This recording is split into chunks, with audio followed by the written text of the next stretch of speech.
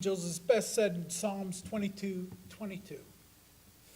I will declare your name, my brother, to my brothers. In the congregation, I will praise you.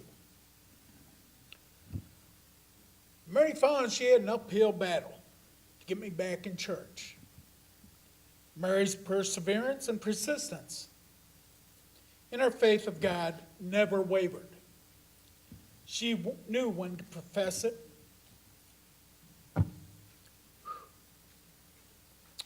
keep it at the front, and not overwhelm me. God had a plan for her and me. I just didn't know it. But she sure did. What a challenge he gave her. We went through some very tough and bumpy rides. You know, kind of like I-35 between here and Dallas. Sure not straight or smooth. I wouldn't change it because we learned so much and saw so much. One day our granddaughter Kylene asked Mama if they could go to church. Mary asked what I thought. I thought it was a good idea. But to find a small church. She asked about the Presbyterian church on Gaddis. Well, I told her I would take them and drop them off and come and pick them up. I saw more excitement on that lady's face when I picked them up than I'd seen in quite a while. Then it started. Mary, let me know they had a band. Come as you like, shorts, sandals, and even were able to drink coffee or a soda. Goodness. The minister wasn't in robes. I hadn't heard of that. Everyone was real nice, and I would like it. I was like Mikey, in the cereal ad. Give it to Mikey. He won't eat anything. Well, she was pretty persistent. So about 3 weeks passed, and I went just so I wouldn't hear it anymore. Well, guess what? Mikey likes it. I was welcomed as a member, even though we had not joined.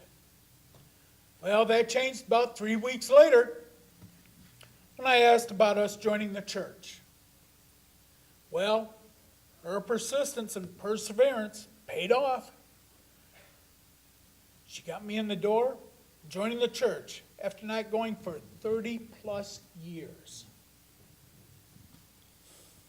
With Mary's encouragement, I grew in my faith and my ability to express my love of God. This came to light more when Mary was diagnosed with cancer. She had every reason to give up on God, yet she did not give up on him. Yet God did not give up on her. Instead, she grew stronger in her faith, and I along with her. Mary learned to continue to help others, even in these difficult times. At first, I had a hard time accepting this. But after listening to Mary, I understood. Mary exemplified this as when we went to the coast, she would always ask hotel we were staying at, would they be willing to give some extra toiletries for the homeless? She was always given more than we expected. Mary also liked knitting. So she looked up how to make caps. In Texas? And she started making them for the homeless. She was careful not to make a solid red or solid blue, as they are prominent gang's colors. Always thinking of others.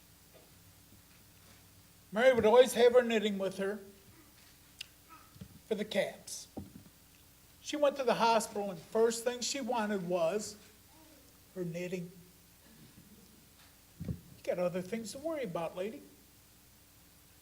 happily explaining who she was knitting them for, with yarn donated by the church and others.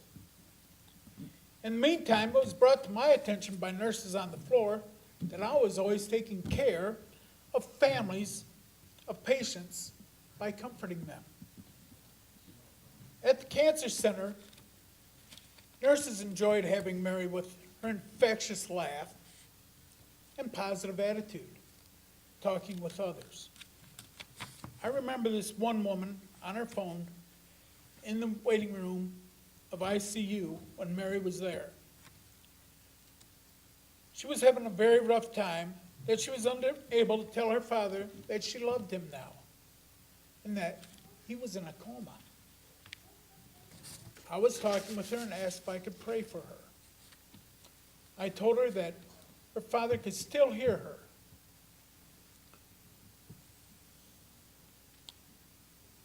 And she should talk to him, and that God would hear her prayers. The next day she saw me and gave me a big hug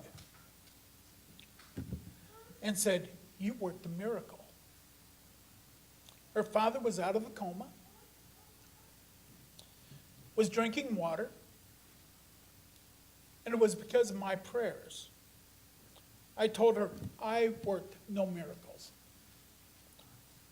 that it was God who worked the miracle, not me.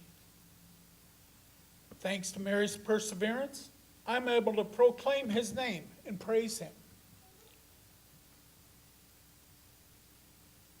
Mary was always thinking of others. And Mary did one more thing after she passed from this life. She made a donation of her eyes so one may see through her donation and her eyes.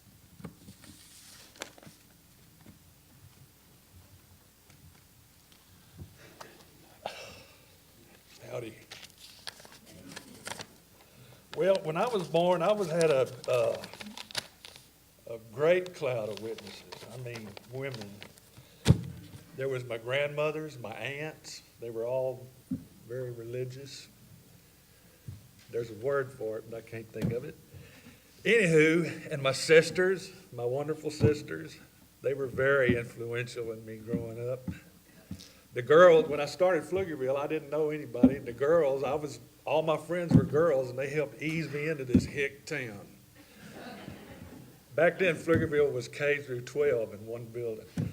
Anyhow, and then of course my beautiful wife, who was very influential in getting me to walk 3 houses up in our neighborhood so that Walter and Kirk and I could formulate this church y'all are enjoying now. Anyhow, but what I've often wondered is if my mother knew how great of a mother she was. This woman loved life and loved having fun. But from about the early 50s when Kathleen over there started kindergarten and I wasn't trying to date you or nothing, but anywho, Mama, 6 days a week, Mama was waking somebody up to get them into school or to church or whatever, and then, so she had one day, but then when we started confirmation, then it was 7 days a week. So she probably didn't get to sleep late until she retired from, she worked at DPS. My mother was very supportive. She came to my baseball games, to my choir concerts, and she was at and even the sister, she would go, she was always on the go. Anyhow, lovely woman. And she was very patient most of the time with us. I should say me. But anyhow, because I wasn't very good at getting up, especially for church. So anyhow, and she supported us and she supported our friends. Mama loved everything. We always had dogs. We always had a cat, fish, turtles. And whenever we fell down taking care of them, then Mama, she made sure that these animals didn't starve to death. So she was good at that. She was good with our friends. She loved our friends like she loved us. And but she always looked out for us. I had a friend in junior high, his name was Garth Murray, and I'd go over to his house and spend the night, and he'd come over to our house and spend the night, and we had a pretty good time all the time until Mama found out his mother was Madeline Murray O'Hare. Yeah, and then it was, only Garth can come over here. So she was always looking out for us. And by golly, when she needed to discipline us, she would discipline us, which again here should just probably be me. So, and I got a little thing here. This thing here is, this is a unique little item. It's called Heat for the Seat. And the unique thing about it is, you see where it's broken off here? That's the last time she actually used it. I think she felt bad about breaking it.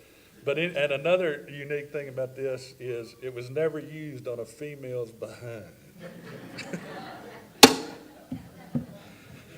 But Mama kept after me for going to church, even whenever we weren't going. She'd call every Christmas and Easter to, Carl, are y'all coming to church this Sunday? I said, well, I guess so. So anyhow, we went to church and we had our kids baptized over there, and she just kept after me at all times. And I often wondered if she knew what a good mother she was. Anywho, we miss her, and even after she passed, this is my last little story. Even after she passed, she was taking care of us. When in 2010, there was 4 feet of water running through our house, and we didn't have insurance because of another dumb thing. But anyhow, that's neither here nor there. But when Mom died, she had left us some money, and thank goodness, because we used almost all of it to rebuild that house, and we had to give most of it to Scott to paint it. But anyhow, even after she's gone, I often wondered if Mama knew what a great mother she was. Amen.